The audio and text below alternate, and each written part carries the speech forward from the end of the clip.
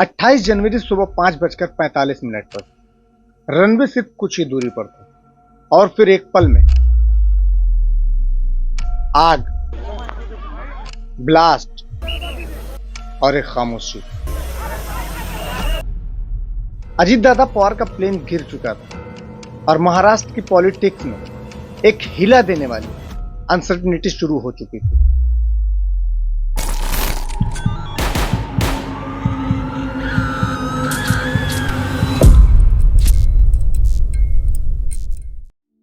अट्ठाईस जनवरी सुबह 5:45 पुणे डिस्ट्रिक्ट के बारामती एयरपोर्ट के पास एक चार्टर्ड लेजर्ड 45XR क्रैश हो जाता है। प्लेन में deputy chief minister Ajit Dada Pawar के साथ 4 और लोग मौजूद थे, 2 पायलट्स, एक केबिन अटेंडेंट और उनका पर्सनल सिक्योरिटी ऑफिसर। कोई भी नहीं बच पाता।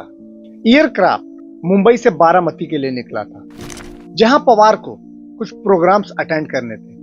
फाइनल अप्रोच के दौरान विटनेस के मुताबिक डिसेंट नॉर्मल था, लेकिन अचानक कुछ गड़बड़ होती है और प्लेन रनवे से लगभग 100 फीट पहले ही गिर जाता है। इंपैक्ट के साथ मैसिव फायर लगती है, जेट फ्यूल ब्लास्ट होता है और रेस्क्यू का कोई मौका ही नहीं मिलता। लिजर्ड 45XR, जो बोम्बर राइडर एरोस्पेस ने 1990 में मैन्युफैक्चर किया था, एक मिड साइज बिजनेस जेट है।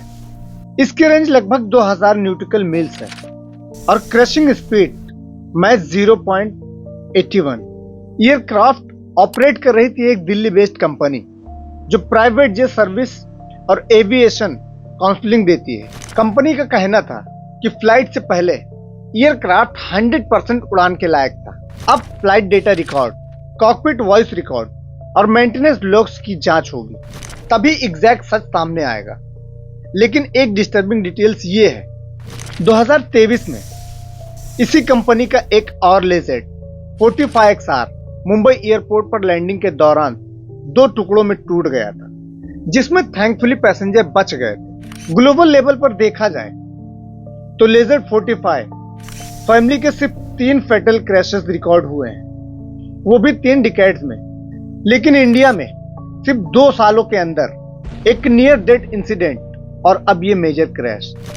तो सवाल ये उठता है कि या तो हमारे एविएशन सेफ्टी रिकॉर्ड बिगड़ रहा है या फिर कुछ और ही चल रहा है।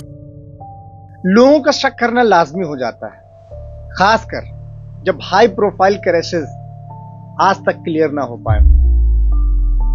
एयर इंडिया क्रैशेस हो या डिफेंस एयरक्राफ्ट इंसिडेंट, ट्रांसपेरेंसी की कमी कॉन्स्पिरेसी थ्योरीज को हवा देती है। डीजीसीए टेक्निकल एस्पेक्ट इन्वेस्टिगेट करेगी, engine failure, bird hit, wind shear या कोई और फैक्टर। लेकिन जल्दी और क्लियर आंसर अगर नहीं आए तो तोड़फोड़ और हत्या जैसे एलिगेंस और तेज हो जाएंगे। सोशल मीडिया पर यह नैरेटिव क्रैश के तुरंत बाद ही चल पड़ा, क्योंकि ये एक्सीडेंट उसी वक्त हुआ जब एनसीपी के दोनों फैक्शंस के बीच रैप्रोचमेंट की बातें चल रही थी। कुछ लीडर्स ने ओपनली टाइमिंग पर सवाल उठाया और इंडिपेंडेंट इन्वेस्टिगेशन की डिमांड की। इंडिया में मिस्टीरियस क्रैशेस का एक टर्बलिंग पैटर्न रहा है। 2021 में सीडीएस बिपिन रावत का हेलीकॉप्टर क्रैश, 2011 में अरुणाचल के सीएम डॉर्जी कांडू, 2009 में वाईएस राजशेखर रेड्डी और उससे पहले ओपी जिंदाल और माधवराव सिंधिया जैसे केसेस। लिस्ट लंबी है। एक्सपर्ट इनके पीछे 3 कॉमन रीजन बता रहे हैं: बैड वेदर, टेक्निकल सैंक्स और वीआईपी प्रेशर जैसे एविएशन लैंग्वेज में कहा जाता है कि मंजिल पर पहुंचने का प्रेशर फिजिक्स और सेफ्टी दोनों को इग्नोर कर देता है। अजीत दादा पवार का पॉलिटिकल सफर सिर्फ कंट्रोवर्सीज का नहीं था। 1959 में अहमदनगर में जन्मे अजीत पवार दादा एक ऐसे घर में बड़े हुए जहां आर्ट और पॉलिटिक्स दोनों साथ साथ थे।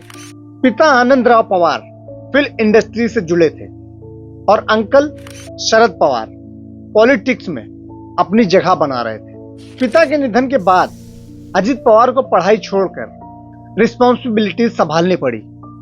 यहीं से उनका रियल इकोनॉमी स्टार्ट हुआ। वाटर क्रॉप्स और क्रेडिट से रिश्ता जुड़ा। कोऑपरेटिव सेक्टर में उनकी शागिर्दी ने उन्हें पावर का असली नैब सेंटर समझा दिया। अजित पवार एम्बिशियस थे। चीफ मिनिस्टर की कुर्सी ही उनका अल्टीमेट गोल थी और वही उनका कॉम्प्लिकेटेड लेगेसी का हिस्सा भी है। डेवलपमेंट, स्पीड और एजुकेशन उनके कीवर्ड्स थे। लोग उन्हें याद रखेंगे एक ऐसे लीडर के रूप में जो एक साइंस से हॉस्पिटल, रोड या प्रोजेक्ट क्लियर करवा सकता था। आज उनके जाने के बाद महाराष्ट्र की पॉलिटिक्स फिर से अनस्टेबल लग रही है। अजित दादा पवार की लीगेसी एक डायमेंशनल नहीं है। कुछ उन्हें करप्शन से याद रखेंगे, कुछ डेवलपमेंट से और कुछ एक स्ट्रांग लीडर के रूप में। हिस्ट्री उन्हें कैसे याद करेगी यह वक्त तय करेगा। तो दोस्तों, ये था हमारा आज का केस। अगर ये वीडियो आपको समझ में आई हो तो उसे लाइक करें और ऐसी ही वीडियो को देखने के लिए हमारे चैनल को सब्सक्राइब करें। मिलते हैं अगली वीडियो में, तब तक के लिए जय हिंद।